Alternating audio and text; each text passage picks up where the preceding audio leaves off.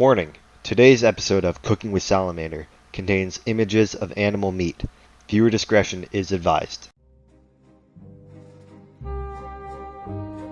Hi guys, welcome back to another episode of Cooking with Salamander. Today we have a T-bone steak and some shrimp. We're going to be making some surf and turf. To start, we're going to peel a couple cloves of garlic and run them through a garlic press.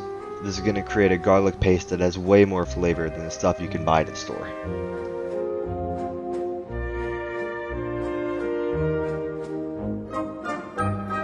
In the end, you should end up with something like this.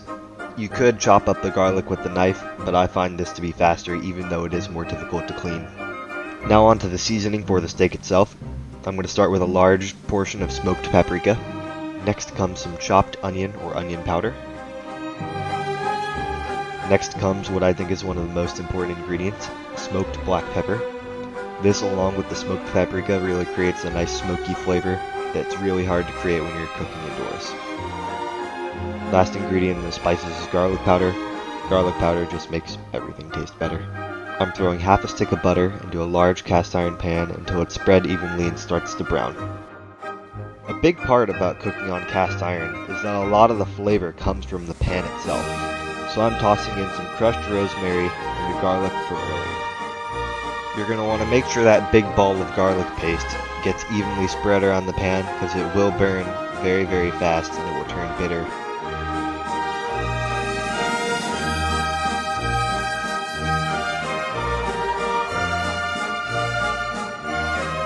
Once the butter is nice and brown, it's time to throw in the steak.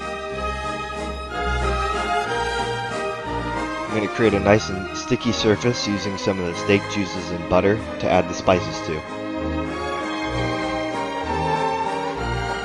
The spices could have been added either before or after it was put inside the pan, but from taste I found it doesn't really matter. I'm now adding some more butter to the top of the steak to give it extra flavor when it gets flipped. Adding an additional coating of butter to the top isn't really necessary, but it makes it taste a whole lot better.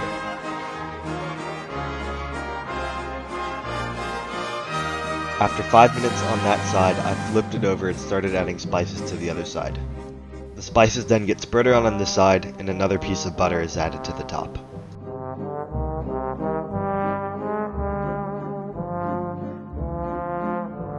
Look at all those good steak juices mixing with the butter. This is what the shrimp will be cooked in after the steak is removed. Some of that magical smoked black pepper that I talked about is then added to the shrimp. There are still a lot of steak juices and seasonings at the bottom of the pan, so I'm deglazing with some Worcestershire sauce. The shrimp are then added to the pan and flipped when ready.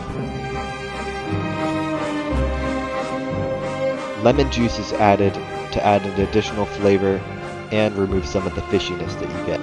The sauce and the black pepper have created a nice smoky coating on the outside of the shrimp. I like to pour the shrimp directly on top of the steak, that way you can eat the steak with the juices. About 10 minutes total yielded rare to medium rare on the inside of the steak. The best way to eat this, in my opinion, is to have both the shrimp and the steak on one bite. Overall, I'd say this was a very, very good dish. It was so good that I actually ate it on the cutting board right next to the stove. That is all we have for you on today's episode of Cooking with Salamander. Be sure to like, subscribe, hit the bell icon, and comment any future video ideas below.